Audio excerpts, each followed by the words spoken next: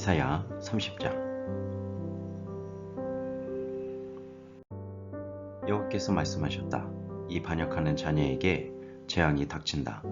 그들은 계획을 세울 때 내 뜻대로 세우지 않으며 다른 민족과 조약을 맺을 때에도 내 영에게 묻지 않는다. 그들은 죄의 죄를 더할 뿐이다. 그들은 먼저 내 뜻을 묻지 않고 이집트로 내려가 도움을 요청한다.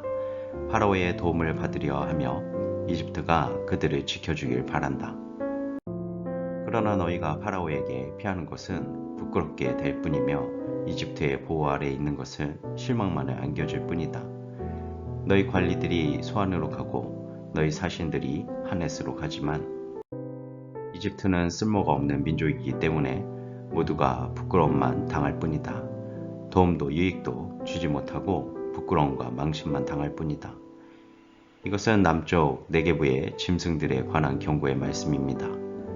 남쪽 네게부는 위험하고 거친 곳이다. 그곳은 수사자와 암사자가 가득하고 독사와 날아다니는 뱀이 가득한 땅이다. 이런 땅을 사신들이 당나귀 등의 물건을 싣고 다니며 낙타 등의 보물을 싣고 다닌다. 아무런 도움도 주지 못할 나라로 그것들을 싣고 간다. 이집트는 헛것이요 돕는다고 해봐야 아무런 쓸모도 없다. 그러므로 내가 그 나라를 가만히 앉은 나비라고 불렀다. 이제 이것을 백성을 위해 판에 쓰고 책에 적어라. 장차 올 날을 위해 적어서 영원한 증거로 삼아라. 이들은 반역하는 백성이요 거짓말을 하는 자녀이므로 여호와의 가르침을 들으려 하지 않는다. 그들은 선견자에게 다시는 환상을 보지 마라 하고 예언자에게 이르기를 우리를 위하여 진리를 말하지 마라. 듣기에 좋은 말만 하고 달콤한 말만 하여라.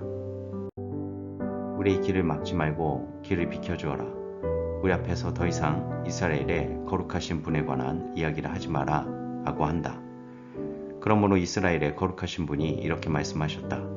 너희가 이 말씀을 업신여기고 폭력과 거짓말만 일삼았다. 그러므로 너희는 이 죄값을 면치 못할 것이다. 너희가 높은 성벽에 금이 가해 있는 것처럼 될 것이고 갑자기 무너져 산산조각이 날 것이다. 항아리가 깨져 산산조각이 나듯 너희도 그렇게 깨질 것이다.